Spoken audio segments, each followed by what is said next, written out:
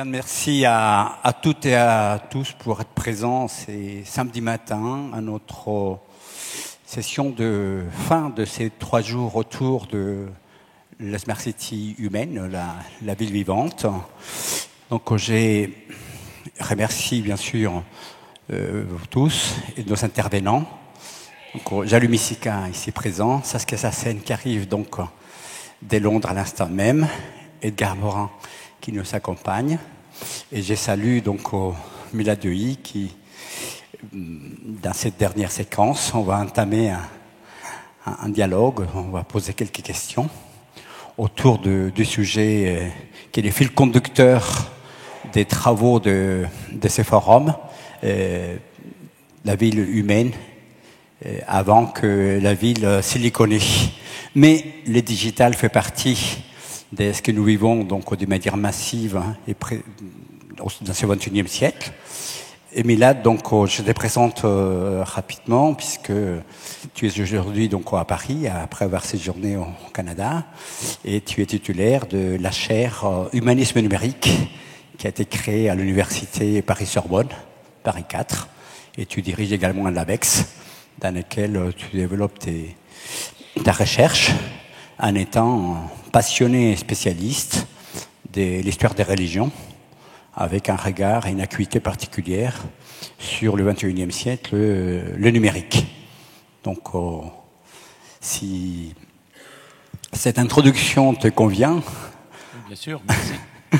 Par rapport à tes travaux, j'ai souhaité évoquer un préambule dans ton dernier livre, puisque tu évoques au XXIe siècle une nouvelle révolution humaniste. Tu parles d'une 4e révolution humaniste, et donc pour se mettre donc dans les débats, je voudrais que tu nous rappelles aux uns et aux autres donc ce que tu entends par cette nouvelle révolution humaniste qui se déroule aujourd'hui au XXIe siècle. Oui, tout d'abord, un très grand merci pour l'invitation et pour l'introduction et pour aller vite parce que je sais qu'on est un peu en retard. Ce que j'ai essayé d'identifier comme l'humanisme numérique qui a pu paraître comme une provocation, une contradiction, c'était plutôt d'essayer de penser les mutations qui sont portées et habitées par le numérique ou le digital dans la longue durée et surtout dans un contexte qui était celui des réflexions de certaines des grandes figures du XXe siècle, on va dire qu'ils soient des philosophes, anthropologues ou autres. Dans ce cas-là, j'ai opté pour la version qui était celle de quelqu'un qui a été souvent identifié comme anti-humaniste, Claude Lévi-Strauss, qui, de manière assez frappante dans ses réflexions sur les liens entre la technique et les sciences humaines et sociales, a beaucoup insisté sur 3 moments fondateurs ou importants dans l'histoire de l'Occident qu'il a identifiés comme humanisme. L'humanisme le plus classique, celui de la Renaissance qu'il identifie comme aristocratique, celui du 19e qui est exotique et bourgeois, celui du 20e qui est le sien et qui est surtout identifié comme démocratique. Alors en essayant tenter d'y voir dans cette description de Lévi-Strauss une évolution politique. À mon avis, c'est une erreur, parce que la dimension démocratique, c'était surtout le retour de l'oral et du mythe dans la considération des sciences humaines et sociales. Et il m'a semblé que dans cette évolution, qui est en effet une évolution de notre rapport à la fois avec le document et avec la technique, il est peut-être légitime et pertinent de proposer un 4e humanisme qui serait celui du numérique. Dans ce contexte-là, le numérique, il est intéressant dans sa forme humaniste, parce qu'il dépasse les définitions traditionnelles et surtout parce qu'il est en train de convertir les 3 premiers à sa façon, que ce soit du côté du patrimoine, des archives et de l'histoire, que ce soit du côté de l'espace urbain comme on le voit ici, que ce soit également du côté du retour des pratiques du corps avec la voix, le tactile, l'ubiquité, le déplacement et ainsi de suite. Et c'est cette formulation-là que j'ai essayé de travailler sous l'angle de l'humanisme numérique. Milad, on a dit trois questions à Milad Deuil. Donc la deuxième question aujourd'hui, nous vivons une période très douloureuse, en particulier à Paris. Nous sommes en deuil. Et on parle donc également des civilisations, d'affrontements entre civilisations. Et tu parles également donc du numérique comme une nouvelle civilisation également. Tu parles du numérique comme cette modification des regards entre les objets, les valeurs et les relations humaines. Donc à cette heure, on va dire, grave, où les humains perdent par le fanatisme donc des repères et des valeurs.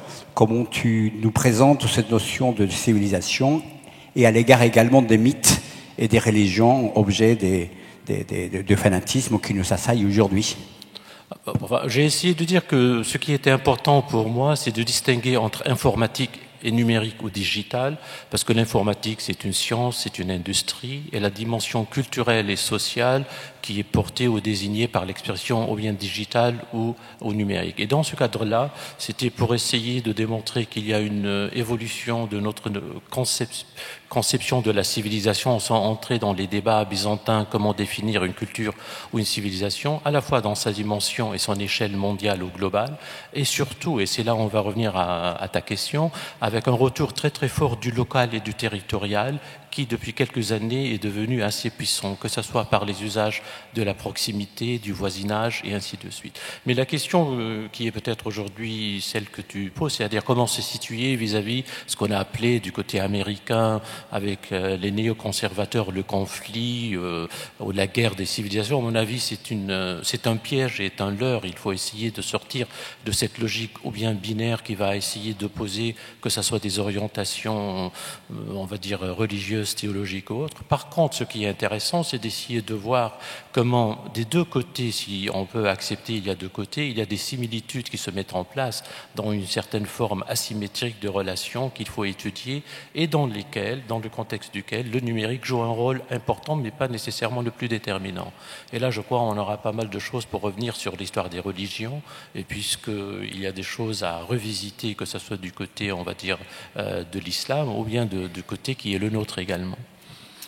Mais là, dans ces mondes ubiquitaires du XXIe siècle, on voit émerger donc cette vision qu'on appelle le transhumaniste également, donc la transcendance de l'humain, et l'humain vu également comme un mélange vital entre l'homme, la machine, le silicium. Toi qui porte les valeurs profondes donc de cette humanisme numérique avec une place très forte de l'humain dans ces territoires, dans l'hyperproximité, comment tu situes ta vision par rapport à ces concepts des transhumanismes? Effectivement, la pensée transhumaniste, elle est polyphonique, elle est multiple, elle est très très diverse et qui, à mon avis, mérite un vrai dialogue à la fois politique et philosophique avec certaines de ses orientations, surtout qu'elle se présente le plus fréquemment comme l'héritière du siècle des Lumières et des philosophies des Lumières. Je crois, à mon sens, il y a certaines dimensions utopiques, il y a d'autres dimensions qui sont politiquement très complexes, parce qu'il y a des orientations, surtout du côté européen, moins du côté américain, qui sont les héritiers du fascisme, qui se sont transformés en transhumanistes, mais néanmoins, elles posent deux questions, à mon sens, qui sont fondamentales.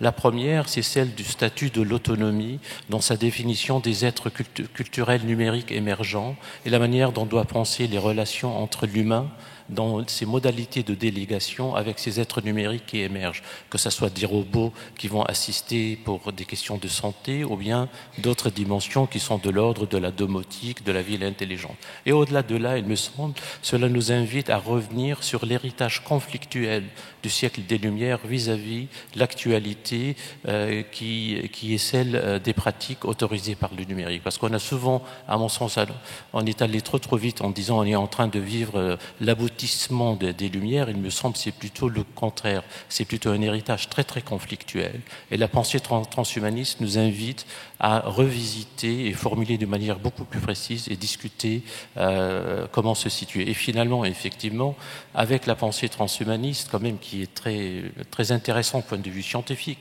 Rappelons-nous quand même, ce sont les héritiers de John von Neumann. C'est pas juste le New Age de la Californie du Nord qui s'est emparé. Et pour moi, quelqu'un qui s'intéresse à l'histoire de religion, il y a un certain oubli de l'Occident, parce qu'il y a un recours au polythéisme asiatique pour l'opposer au monothéisme occidental, en souvent oubliant quand même que l'Occident, il a toujours eu un polythéisme très très remarquable en Grèce et à Rome, et je crois que c'est quelque chose, une invitation à échanger plutôt à quelque chose qui doit nous inquiéter. La dernier point, je dirais, j'ai déjà écoulé les trois questions, mais je voudrais finir pour faire la transition avec Edgar Morin et Saskia Sassen. On parle de l'humain, on parle de sa vulnérabilité, de sa fragilité. Je parle souvent de la fragilité de nos villes et de nos territoires. Qu'est-ce que tu peux nous dire de cette vision de l'humanisme numérique quand nous touchons de près et dans nos vies, la vulnérabilité et la fragilité de l'humain dans nos territoires. Ce qui est intéressant avec le numérique, il nous a rappelé, après une première période, on va dire utopique, le retour vers l'humain d'une façon complètement insoupçonnée. Et je crois que c'est là où on peut retrouver, c'est ce que j'essaie de faire dans mes recherches et mes travaux, dans la suite surtout de recherches de quelqu'un comme Leroi-Gourhan, qui me semble avait remarquablement bien formulé, non pas juste l'extériorisation, la linéarité du rapport entre l'humain et la technique, mais surtout la façon dont on se construit toujours par des mythes de vulnérabilité, et qui, selon lui, et c'est quelque chose qui m'intéresse beaucoup, qui peut répondre à plusieurs des questions, d'une structure, on va dire, trinitaire, puisqu'on était dans la trinité des questions, entre barbares, civilisés et sauvages. Et la question que je me pose pour répondre à la vulnérabilité de l'humain, c'est l'importance du sauvage. Parce que c'est le sauvage qui fait bouger la machine, qui fait la basculer, que ce soit du côté systémique ou que ce soit du côté individuel, et qui permet toujours aux civilisés de revisiter leur notion de civilisation. Et pour terminer, je ne vais pas être trop long, je dirais qu'aujourd'hui, cette dimension de fragilité, de vulnérabilité, nous rappelle quand même que les geeks, on va aller très vite, étaient les sauvages de nos sociétés jusqu'à tout récemment, et sont en train de nous civiliser. Sauf on n'est plus les sauvages qui habitent des contrées lointaines, on est en pleine ville, intelligente j'espère, et très humaine. Eh bien, c'était 3 questions à Améda Doueli, devenues 4 questions à Améda Doueli. Merci à tous.